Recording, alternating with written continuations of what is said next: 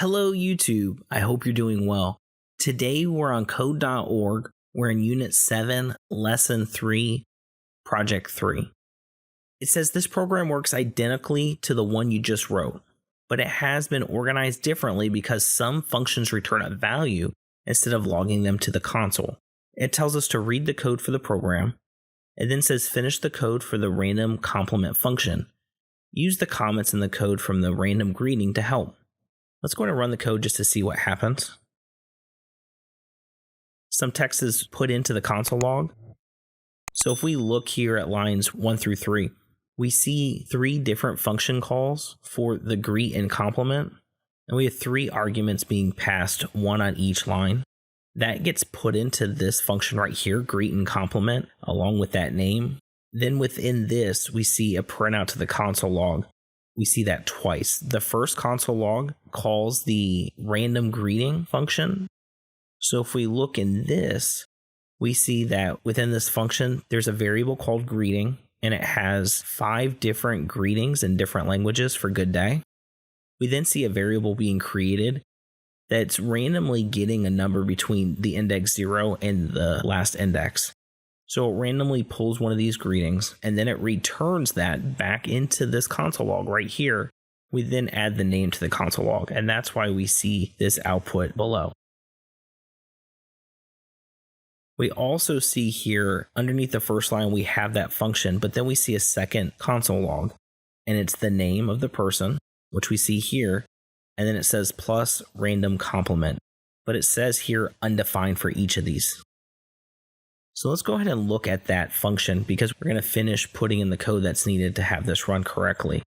So if we scroll down, we see it's very similar to the random greeting. We see various complements that are given, and then we see a comment that says to write the code to complete the function. What we're going to do here is very similar to what we saw. Right here, we see a variable being created to pull one of the random index entries for greeting. So we're going to do the same here for complements.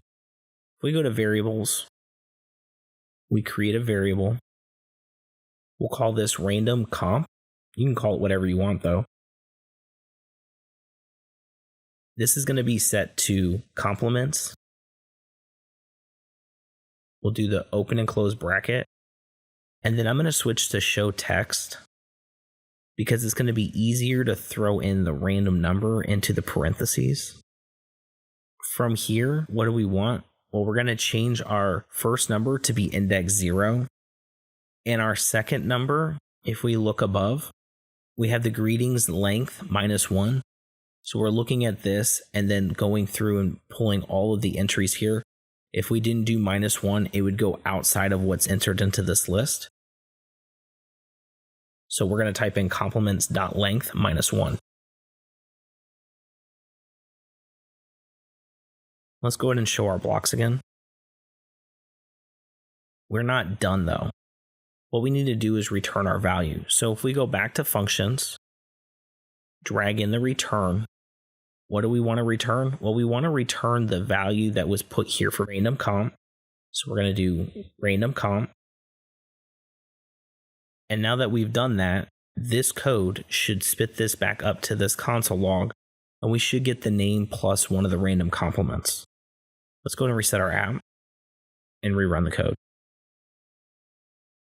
We see here a greeting for Benjamin, and then we have Benjamin, you are ridiculously funny. And we see that for the other people in this list. The main part of this lesson is that we're practicing using functions, passing arguments and parameters, and then returning what we've done back to our function calls. When you're done, make sure you click finish.